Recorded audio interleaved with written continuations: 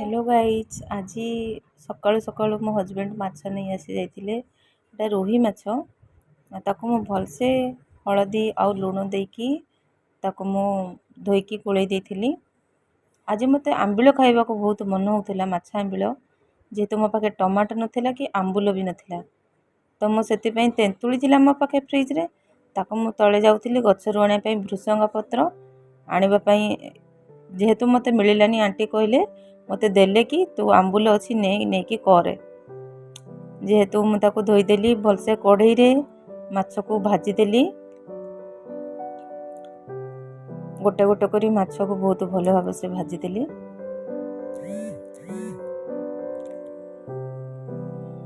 देखंतु एमिति करी सबू माछ मो भल से भाजीदेली आउ अलगा कढ़ई रे सोरिष तेल पकईदेली भलसे जेहेतु मते टिके अधिक तेल पसंद सोरष तेल से खाऊँ मु ता सहित मो पियाज को भी पकईदेली पियाज सहित तापर टमाटो भी पकईदेली पियाज टमाटो को टिके भलरे भाजीदेली ता सहित लंका गुंड भी पकईली आउ बटा जाइथिबा सोरिष रसुण जीरा को मु रखी बाटिकी तापर टिके मु हलदी देइछि जेहेतु मते हलदीटा तेल रे पकईले पोड़ी जाए बोली मु हलदी को एमती मसला रे सब बळे पकाए तापर लुण टिके पकईदेली जेहेतु टिके भल से भाजी होता है टमाटो पियाज लुण पकईदेले टिके नरम हो जाए आ बाटी रखी मसला को भल से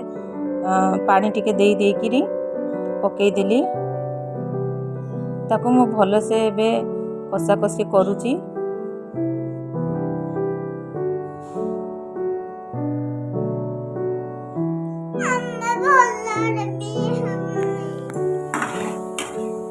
भल से कषा कषी करुच्ची देखो बहुत भल भाव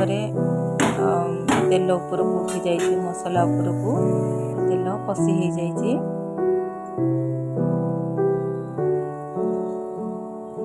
अलगा काटी आलू को भी पकई देछि जेहेतु झोल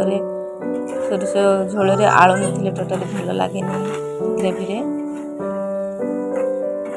देखो बहुत भल भाव से तरकारी आसूची ताको मु कौन कली टिके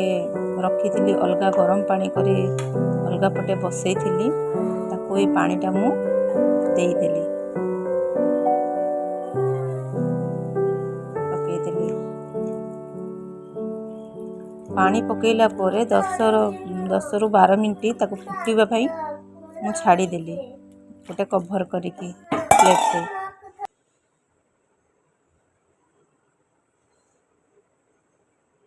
देखंतु बहुत भल भाव फुटी आसला आ रखी माछ को गोटे गोटे करी मु पकईदेली तरकारी रे झोल माने ग्रेवी रे पकईदेली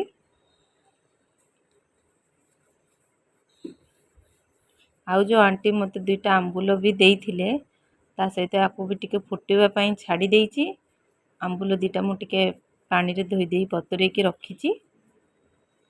हाँ ताकू अब मुझे ग्रेवी आलू भी भल भाव सीझी आसी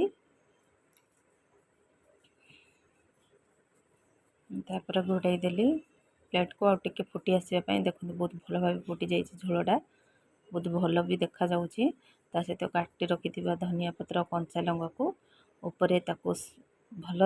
स्मेल रहिबा पई ग्रेवी रो मुझे पकईदेली